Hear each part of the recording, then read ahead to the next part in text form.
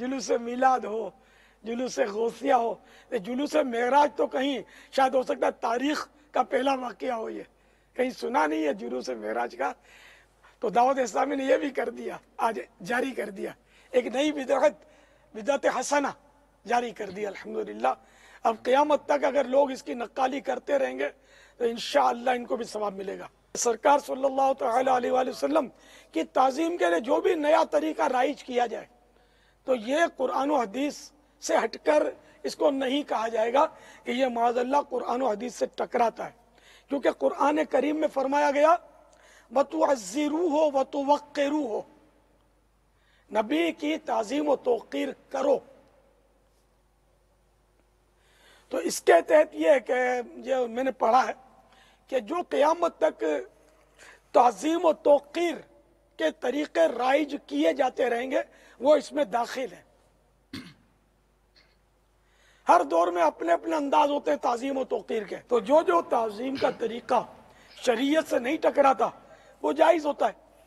तो इसी तरह ये जुलूस जो मेराज शरीफ का निकाला गया, अगरचे साहबा किराम के अमल से साबित ना सही, लेकिन चूंकि शरीयत से ये टकराता नहीं है, किसी सुन्नत को ये मिटाता नहीं है, कोई इसमें गुनाह भरी हरकत नहीं है, अल्लाह और रसूल का जिक्र ही तो था, तो इसको अगर नाजायज कहा जाए तो फिर तो मदनी चैनल पर बोलना या किसी भी चैनल पर आकर नेकी की दावत देना बदरजा औला नाजायज होना चाहिए कि ये किस सहाबी ने चैनल पर आकर नेकी की दावत दी।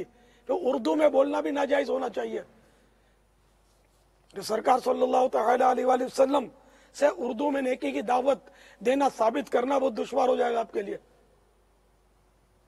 नेकी की दावत देनी है किसी भी जबान में दे, इशारों से भी दी जा सकती है, अपने किरदार से भी दी जाती है नेकी की दावत।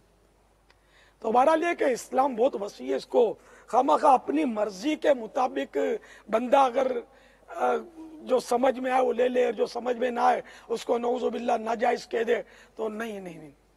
जब तक शरीयत किसी काम को नाजायज ना कहे ना, वो नाजायज नहीं होता। तो अल्लाह और रसूल ने जिस चीज को नाजायज नहीं कहा उसको बंदा अगर नाजायज कहेगा तो ये अल्लाह और रसूल पर तोहमत बांधना कहलाएगा, और ये कहना उसका नाजायज है, ऐसा कहने वाला गुनाहगार है। ठीक है, वो नहीं करता तो कोई हर्ज नहीं है। जश्न मेराजुन नबी नहीं मनाता, जुलूस मेराजुन नबी में शिरकत नहीं करता तो कोई गुनाह नहीं है इसमें, लेकिन इसको अगर इसको नाजायज कहेगा तो अब गुनाहगार है।